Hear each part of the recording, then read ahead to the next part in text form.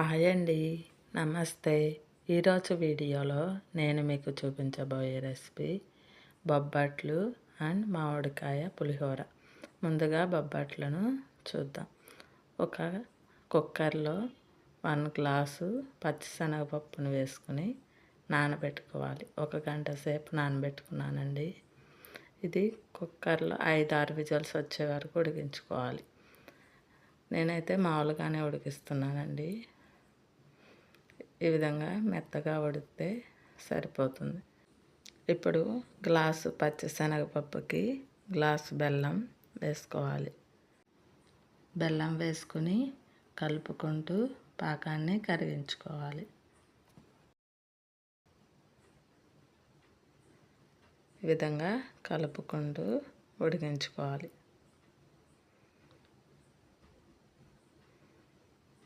పాకం కరిగింది కదండి. ఇప్పుడు మనకి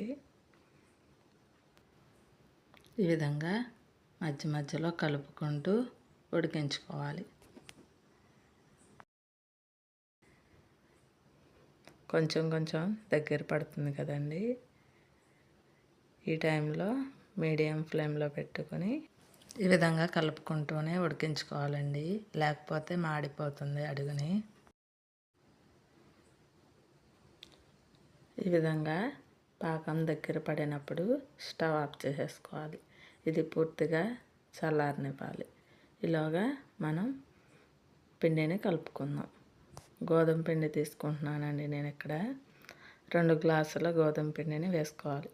1 గ్లాసు పచ్చిశనగపప్పుకి 2 గ్లాసుల గోధుమ పిండి. ఇది కొద్దిగా సాల్ట్ వేసుకుని 1 టేబుల్ స్పూన్ నూనె కానీ నెయ్యి కానీ వేసుకోవాలి. ఇది మొత్తం పిండిలో కలిసే విధంగా కలుపుకోవాలి. ఈ విధంగా కలుపుకున్న తర్వాత కొద్ది కొద్దిగా వాటర్ని పోసుకుంటూ పిండిని కలుపుకోవాలి. పిండి మరీ పలచగా కాకుండా గట్టిగా కాకుండా కలుపుకోవాలి.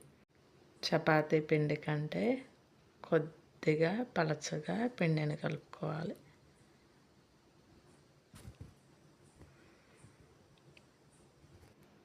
ఈ విధంగా పిండిని కలుపుకోవాలండి. ఇప్పుడు కొద్దిగా నూనెని కూడా వేసుకుని పైన కలుపుకోవాలి. ఈ విధంగా కలుపుకున్న తర్వాత ఒక అరగంట పాటు నాననివ్వాలి. ఇప్పుడు పచ్చిశనగపప్పుది పూర్తిగా చల్లారిపోయిందండి.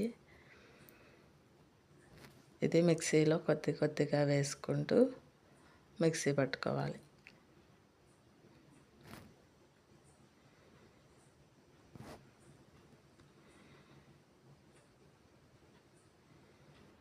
ఇదే విధంగా మొత్తం మిక్సీ పట్టుకోవాలి.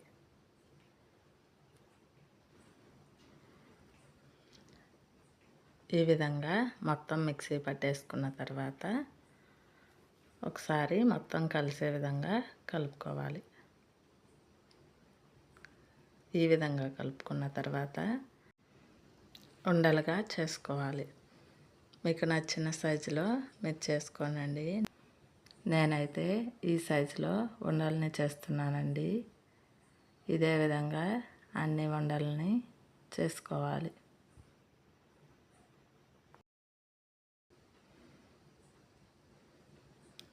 ఇప్పుడు పిండిని చూద్దామండి. పిండి నానిపోయింది. ఇది ఒకసారి మొత్తం కలిసే విధంగా కలుపుకోవాలి.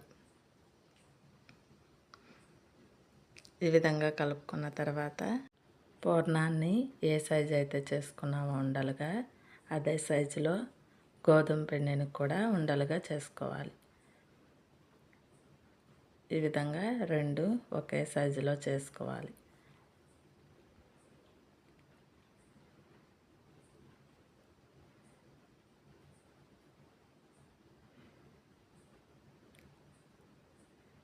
ఈ విధంగా మొత్తం చేసుకున్న తర్వాత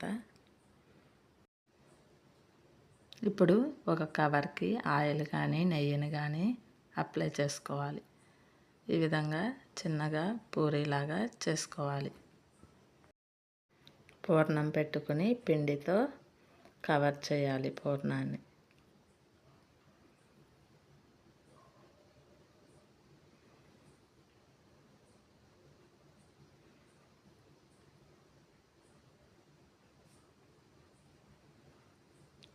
ఈ విధంగా చేసిన తర్వాత వీలైనంత పలచగా ఈ బొబ్బట్లను చేసుకోవాలి.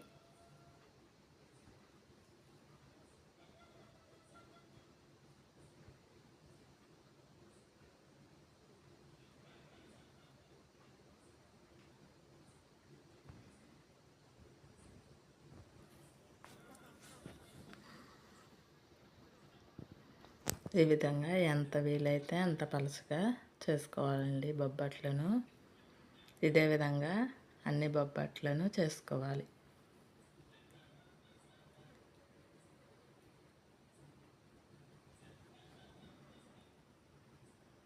ఇప్పుడు తీసి పెనం మీద వేసుకోవాలి.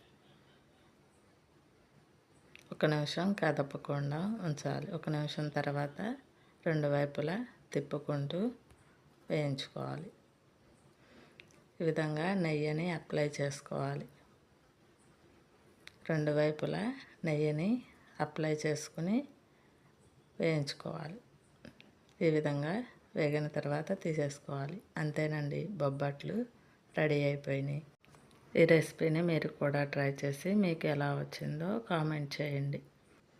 ఇప్పుడు మామిడికాయ పులిహోర కోసం ముందుగానే రైస్ని ఉడికించుకున్నానండి. ఒక గిన్నె తీసుకుని దాంట్లోకి రైస్ వేసుకుని చల్లారనివ్వాలి. ఈ విధంగా పొడి పొడిలాడుతూ ఉడికించుకోవాలండి. నేను ఇక్కడ 1/2 కేజీ రైస్ని తీసుకున్నానండి.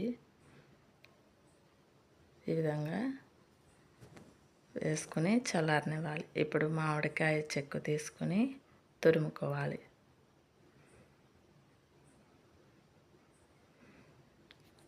ఈ విధంగా మొత్తం తురిమేసుకోవాలి.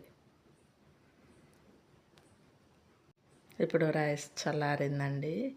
మామిడికాయ తురుము వేసుకోవాలి. ఇక్కడ 2 టేబుల్ స్పూన్స్ వరకు మామిడికాయ తురుమును వేసుకున్నానండి 1/2 కేజీ రైస్కి. ఇప్పుడు టేస్ట్కి సరిపడా సాల్ట్ వేసుకొని మొత్తం కలిసే విధంగా కలుపుకోవాలి.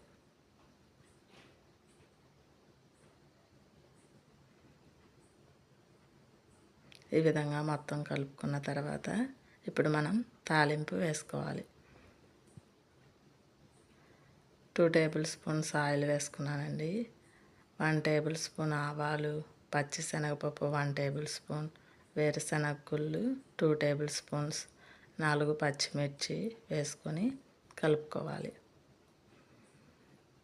ఇవి కొద్దిగా ఫ్రై అయిన తర్వాత ఎండుమిర్చిని కూడా ఒక 2 చిన్న చిన్న ముక్కలుగా చేసుకుని వేసుకోవాలి. ఈ విధంగా ఫ్రై అయిన తర్వాత కరివేపాకు వేసుకొని స్టవ్ ఆఫ్ చేసుకోవాలి. ఇప్పుడు ఇంగువ కొద్దిగా వేసుకొని 1/2 టీ స్పూన్ పసుపును కూడా వేసుకొని కలుపుకోవాలి. ఈ రైస్లోకి తాలింపుని వేసుకుని మొత్తం కలిసే విధంగా కలుపుకోవాలి.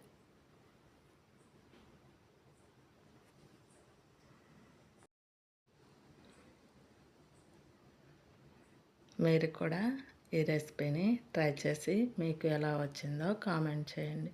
ఈ వీడియో కనుక మీకు నచ్చినట్లయితే లైక్ చేయండి, షేర్ చేయండి అండ్ సబ్స్క్రైబ్ చేసుకోండి.